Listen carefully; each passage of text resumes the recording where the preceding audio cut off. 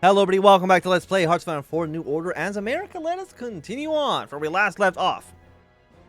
So we are getting closer and closer to the election, and there's currently a little bit of political espionage going on, a little bit of blackmailing, and I've got a feeling that it is going to leak, that it's not going to be maintained, and we might have some sort of scandal on our hands, some sort of gate, one might say. The two presidents. There were many cameras. There always were with Nixon. He stood side by side with Brazilian President Henrique Teixeira Lot, a hand placed lightly on the man's back. As press took their photos, it was a symbol of American commitment to Brazil, of an unshatterable resolve between two giants on the hemisphere. It would make a great image for the campaign of '64. I'm glad you could be here, Mr. Lot. You know, I have a great respect for you, and a strong leadership. You provide for your people. Camera snapped. Lot thought for a moment and then gathered his thoughts. Of course, Brazil and the United States are beacons of liberty for the world. Cooperation in the name of democracy between our nations. With this, he returned Nixon's gesture. Placing a hand on Nixon's shoulders can only bring good. Nixon gave a wide grin and tightened his grip. Of course, this cause of freedom at home and abroad demands the highest quality of armaments. He was trying to sell the press conference now, milk the opportunity with some surprise deal that the reporters at the Times could write about. The arsenal of democracy is more than ready to assist our friends wherever and whenever they need material. You have my attention, said Lot with forced enthusiasm. For the next hour, with the cameras rolling, Nixon relished the meeting with Lot. There were discussions of solidifying military partnerships and bolstering economic ties. Nixon rambled briefly about the possibility that he himself might one day visit Brazil, to the delight of Lot and the crowd. At the end of the hour together, Nixon took the opportunity to walk the Brazilian president out and wish him well in his upcoming speech before the Congress. He was sure to watch it on TV. Brazilian president gets on the stand being like, "Nixon fucking sucks." Like, oh my god, President Lot. After our lovely meeting and your forced enthusiasm, I thought we were friends. How could you? Look at him. Why does he look? He kind of looks like, I don't know why. He reminds me like he could play like a fat James Bond. Am I the only one seeing this? Am I crazy? Also, I didn't read what that said. Lot on the hill. It was a loud banging and then the booming voice of the Sergeant of Arms of the U.S. House of Representatives. Mr. Speaker, the President of the United States of Brazil. Senators and representatives rose from their chairs and applauded as Henrique Teixeira Lot and the sergeant walked down the center aisle of the House chamber. Representative Symington reached out and viciously shook the man's hand.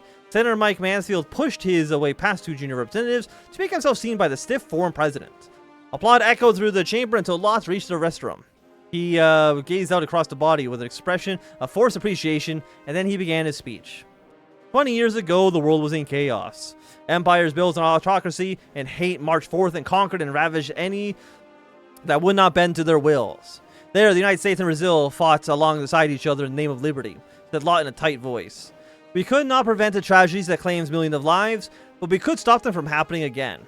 On it went. The Americans nodded dutifully. They pretended not to notice that Lot raged through his lines in an accented monotone, more of a recitation than a speech. They were silent at the correct times and applauded to a disorienting rhetoric. In truth, the carefully constructed sentences and prose material mattered little to those of the assembled body. What mattered more was that Lot himself was there. For those senators and representatives on Foreign Relations Committee, for those overseeing weapons sales, the president's trips to the capital was a sign that Brazil was on America's side against fascism. The congressman would do what he could to reward their support. Okay, so what do we have? We have more operations. These are all the ones in the U.S. Military somewhat loyal. Well, I'm assuming I want to increase Brazilian military loyalty towards the current Brazilian president, right? Let's do Operation Red Beach. I mean, he came to us. Let's go to him. I think that seems reasonable. How much support? Because you are the liberal president. You're the PSD. 24. I mean, you're the most popular. Liberal conservatives also have a decent amount of support as well. John Kirkpatrick at Georgetown. Georgetown was an incredible school. Ted loved everything about it. The location was phenomenal. At any given moment, he could walk around the neighborhood, pristine and beautiful as it was. He loved the rivalry between Georgetown and the other two big and inferior DC schools. He loved the classes. As an international relations major, Ted was given access to all sorts of interesting ones, taught by interesting and unique people. As with many Georgetown students, however, his favorite part was the interesting guest speakers and lecturers. They all differed slightly from his professors, and each from each other. There were often repeating guest lectures. Being academics, they rarely could get through everything they wanted to say. And as a result, Ted got used to seeing a couple of those speakers around campus quite a bit. His favorite was all the speakers was John Kirkpatrick, who often came to speak in the analysis of U.S. foreign policy class. It wasn't how she spoke. That was something she certainly needed to work on, Ted would often think. But instead what she said. She differed from his peers, others experts in the field significantly. While the field of foreign relations is wide and no two people have quite the same beliefs, she was even more unique, something that drew Ted to her. She called for organized aid, increased aid to governments that were aligned with the Organization of Free Nations, as long as they had democratic institutions, whatever that meant. Ted always asked her the most questions, much to his classmates' chagrin. He assumed. But he couldn't help himself. The things he said, the questions she asked, made him think. For a while, Ted had been dissatisfied with the United States' current foreign policy, and she offered him an alternative. He thought what she said while laying awake in bed, while drinking tea, and in other classes. He simply found everything she said fascinating. Now, there's one nice thing about playing the New Order. If you've been watching the channel recently, you know that I've kind of like changed up the thumbnails. One nice thing about the New Order, which doesn't mean anything to any of you people watching right now, is being able to have photos of people talked about in this, right? Like John Kirkpatrick. You know, if I'm playing Kaiserreich, I'm not going to find a photo of John Kirkpatrick. If I do, it's going to be for like the 1920s, and it's not going to be in color, and it's going to kind of suck. Maybe I can even throw her on the thumbnail. We'll see. Anyway, just being able to find more photos of people, I'm happy with for the thumbnails. A Silent Spring. A man is part of nature, and his war against nature is a war against himself. These were the few of the chilling words marine biologist Rachel Carson used to decry America's ignorant addition to pesticides in her newly released book, Silent Spring. A product of nearly 4 years of original research into government-funded eradication campaigns, the 400-page publication asserted that the chemicals used in pest removal, DDT, amino trials, 2,4-D, harm far more than the vermin they were made to exterminate. They instead seep into the soil and render it impotent. She claims and lingers in the fruits and crops Americans eat. In response to the accusations, DuPont and Versco's Chemicals have filed libel suits against the researcher.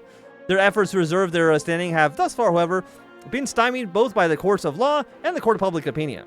The book itself has shot up to first place in the New York Times bestsellers for nonfiction, a sign of the American people's approval of the whistleblower increasingly compared to Upton Sinclair. Leading scientists now remark that the nationwide ban on the synthetic poisons American laboratories peddle is now only a matter of when. Okay, we'll read this in just a second. Doctrines available. Let's go for submarine detection. Sounds good. Rivalries in the IAF. Our agents in the field have successfully made contact with elements of the Indonesian army in Sumatra affiliated with the Copra Colonels, the rival faction against the dominant PETA clique of generals dictating military policy from Java. See memorandum factionalism within the Indonesian armed forces. After managing to secure trust with the Copra Colonels, we were able to make contact directly with the group's leaders themselves, among them Colonel Ahmed Hussein. Colonel Hussein has expressed a growing resentment among his men due to the lackluster resources he had been provided for by the government to perform his duties, and he had begun to seek out funding to accomplish that task. After discussing the possibility of receiving American capital, among other things, to invest in his forces, the colonel had demonstrating a willingness to act upon his dissatisfaction against Jakarta, as long as we provide better benefits to persuade him. Such an exploit could prove invaluable in undermining the unity of the Indonesian army and weaken the regime's hold on the region. At your behest, Mr. President, we could begin to process a further negotiation. Oh no, not my 25 political power. Whatever will I do? I am not used to having this much political power. I mean, it's lovely. I'm happy to have it. I just don't know what to do with it. At least the time being. But you know what I could do? I could make... I mean, I guess we could just click all of these, huh? Sure, let's balance the budget. Fuck, click all of them. Whatever. While we're here, we can click the buttons. Why would you... If you see buttons in real life, you gotta click those things. Like, you can't not. Operation's been a success. Lost influence will grow in Brazil. We love to see it. And you know what we're also going to do is try to increase the loyalty of the Brazilian army. I'm assuming this is increasing our loyalty to Lot. I mean, it's also in green, so that's why I'm kind of assuming that. Surfing Safari makes waves. Southern California seems to hold a near mythical status in the American public's consciousness. It's a land of endless summers, idyllic beaches, and gorgeous sunsets where you can live a carefree life in the surf and sand. Of course, many Californians would consider their life to be anything but carefree, but that doesn't stop people from believing what they want. This mythos of seeping into the media about California, like films, television, and especially music. A vocal harmony group from Hawthorne, California has called themselves the Beach Boys, recently released their first album, Surfin' Safari, to moderate success.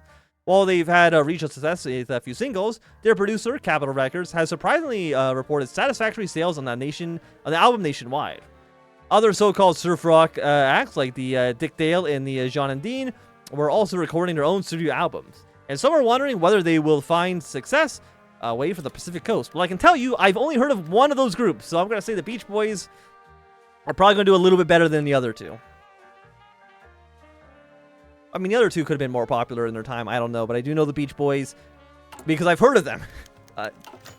Masterful campaign, solid campaign. Where do we want to go next? Okay, let's look at predictions here. We're actually looking to maybe even lose. Is there anywhere we're losing seats? I mean, yes. I mean, it's current. I mean, here. So let's go. Well, we've already done this one.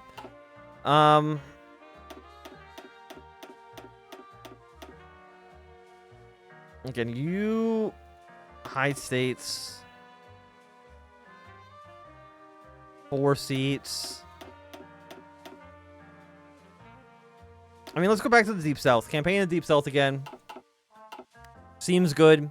I mean, they're very nationalist. I don't know what the exact, Have you ever seen, what? Okay, let me actually look up. What is the makeup between the, 12 and 14? Prediction is +6 plus... Okay, so they're actually going to be tied. They're going to have exactly the same amount of senators right now between the Progressives and the Nationalists. And then the Democrats dominate the RDC. So I don't know why there's a Republican as the president. If the, yeah, South African secured. We want to make sure they're happy with us. I'm just surprised, I guess. If the Democrats have 50 seats, it seems like they're more popular, so I don't know why Nixon's the actual president. Especially since he vetoed the Civil Rights Act, and people, let's just say this, they weren't happy about that one. Okay, again, I don't care about you. I want to go to you. Popularities. I really wish I can, like, see the individual groups. Right? Because we saw it before, like, oh, urban voters feel this way. You know, the Hispanic community felt this way. Maybe that's only for the presidential election, and when that happens, there'll be a more in-depth mini-game, would be my guess. Okay, polls have updated. +12, okay, a little bit better. Now, it does look like the Nationals are going to be a little bit more popular. Still up by a +2 seat margin. But that's fine, right? That's okay. Could be worse. Could be better. Could be worse. Those are the two ways we want to look at this. So we should be able to finish this. Bringing out the tinderbox. Will you bypass? Because this is already finished. Country's not in crisis. Okay, it will be bypassed. So actually, we'll bypass 2 of these. So I think we'll support South Africa, and then we'll do one against Japan as well, or at least as far as we can get. Because these 2 will bypass. We can then support the Filipinos as much as we possibly can. It's the economy. The Nixon White House has never been the warmest of places. Whatever his feelings, Hedelman ran a tight ship, tossing the Eisenhower types who couldn't keep up, replaced with Nixon loyalists and Kennedy men, who the president could stand. It was the team that secured Nixon's nomination, ensured Kennedy's support, and delivered a landslide victory against the turncoat Termold and the NPP. Now it was tasked with ensuring that the RDC supermajority achieved in 1960 would not fall in 1962. Well, it can't be that hard, can it? Came the accented voice of Kentucky Senator Tristan Morton, Senator Committee Chair. Worst comes to worst, we lose what? 4 seats in the South, New Hampshire, and a couple out west? One of the staffers nodded. At least that's what we think. We should have Bush's seat sewn up. Well, Pennsylvania is looking dicey. And Yates is giving Dirksen a run for his money in Illinois. Harrelson nodded. The president's approval aren't looking great. The media doesn't like him. The liberals are wary. The conservatives think he's too moderate after his deals with Rockefeller and Kennedy. Well, Harry, Morton said, exasperated, what's our plan in this midterm? Hamilton leaned in. Our party got its ass handed to it in 46 due to the post-war recession, as much as signing away Hawaii. The point is, the American people vote with their pocketbook as much as they do with their guts. And if the economy is doing well, so should we. Warren shook his head. But Nixon's unpopularity can be offset. Hellman raised his hands. Jackie Kennedy's on the ticket for a reason. Use him. Toss in something about the ports in the sphere, like Ike, to remind everybody about who ripped the Ike records and who's taking the fight to Tokyo overseas. Morin smiled. The economy, Ken, and Nikagi. Well, if it worked for Ike, it can work for us. From now on, the voters expect us to grow the economy and control the debt. For the 1964 election, we expected to grow the economy to $339 billion and limit debt to 78.6% of national GDP. If successful, the debt should be no more than $267 billion. Okay. And that's if they are successful, which they may or may not be. Is that actually in here? It's not. Actually, yes, it is in here. That is lower than expected. GDP is not greater than expected, but you know what? I mean, the thing is, I want them to fail, right? But at the same time, I want more money. I mean, we gotta spend more money, right? Like instead of like we can earn more and spend more. Those are not contradictory. Okay, anything else we want to do here? Brazil's currently not in election season. Oh, is there an election going on? Oh, no, there was an election going on. Okay. The UDN. Oh, yeah, so this is more the conservatives against the liberals, but I guess that, it's fine. Let's do another North Zone. How long does this last for? You know what? We're going to do it because I do know at some point Colombia is going to be a hotbed at some point. So if we can try to limit Germany in some way, we can try that. Hoover's offer. Good afternoon, Dick, J. Edgar Hoover said as he stepped into the Oval Office, quietly shutting the door behind him. Nixon furrowed his brow and replied, "Totally not to call me that." "Hey, you tell me a lot of things, Mr. President." "Well, I've had to postpone one press conference with the media. Wasn't going to be after my head, so it better be good." What Hoover had to say wasn't good. It was certainly was important. The FBI's investigation into the origin of the blackmailer had seen little success, but there still remained the question of what to do with the blackmail itself. Hoover, ever cautious and considerate, asked the president whether it would be best to seal it away in some classified vault or destroy it as much as possible. Either way, it would hopefully stay buried forever. Although it could see some value in the future, the existential blackmail could, after all, provide a rather large boon to the president in the upcoming midterm elections.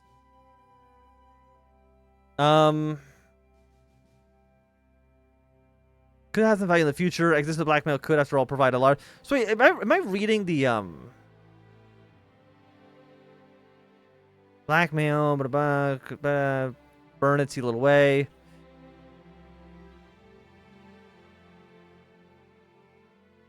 Because why would the blackmail provide a boon to the president? Am I wrong about the black? I thought the blackmail was that the RDC was spying on the NPP. Keep it secret, just for now. RDC's on a middling campaign. We've done a solid campaign. I wanted to go somewhere a little bit more north again.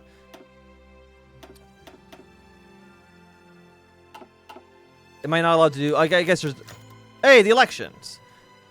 After months of politicking, spending, debates, stump speeches, and campaign rising and falling, the big night is here. Americans from every walk of life are gathering around radios, television sets, or on street corners to hear the news. Will their candidate win? Will their opponent go down in defeat? That's the same thing, guys. Will be the big news story tomorrow. What newcomer will upset the incumbent? And what damaged office holder may defy the odds and get another term? That more and more will be announcing tonight. Of course, while hundreds of races for mayors, governors, and representatives are important races in their own right, it's the Senate elections that most people are focused on. With the political upheaval from the Republican, Democrats, and the National Progressive coalitions, the upper house of the Congress has become a battleground for the America's heart and ideals. And the makeup of the Senate will soon be revealed to the waiting public. So is this now...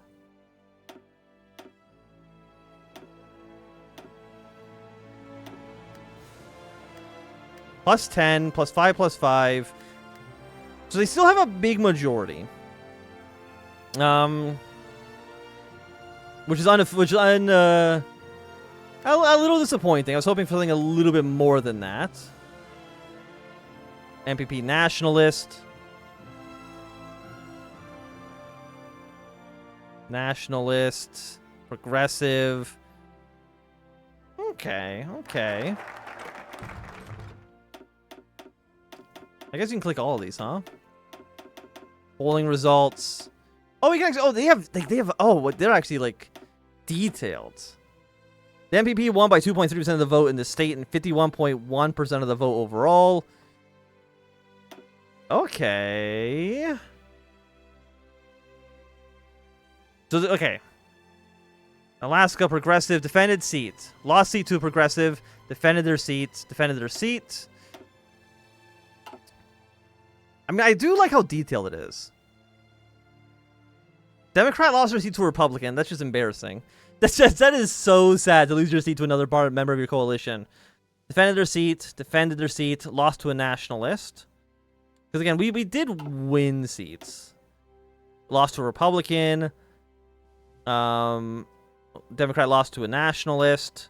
In the South, defended seat. Lost to a... wait, so is it actually... Wait, states' rights versus nationalist. Is there a difference, or is that the same thing? I think it's just a different name for the nationalists. I think it's like a different name in this area. Oh yeah, because it's just only like in Arkansas. Arkansas and Alabama, they're called states' rights as opposed to nationalist. I'm assuming they're the same though. Democrat lost seat. Democrat lost seat to a nationalist. Democrat lost seat to a nationalist. Nationalist defended. So yeah, a lot of the seats gains here have been for nationalist. Democrat lost to a nationalist. Republican defended. Democrat lost to a progressive. Nationalist defended. Republican defended. Republican lost to a progressive. Defended, and... Oh, a nationalist lost their seat to a Democrat. It's very sad for us. Nationalist lost to a Democrat. Republican lost to a liberal. Democrat lost to a Republican. Oh, yeah, so I guess here they're also called liberals. Probably it just doesn't matter too much. Anyways, we got 10 seats. I guess that's really the big news story there. Okay, let's bring out the tinderbox. We'll focus a little bit on what the Japanese are doing. And actually, it could be a good time for us to end this episode. I didn't realize how what time it was. But thanks for watching. If you enjoyed, thumbs up. Not enjoying, thumbs down. You want to see more, subscribe, and goodbye.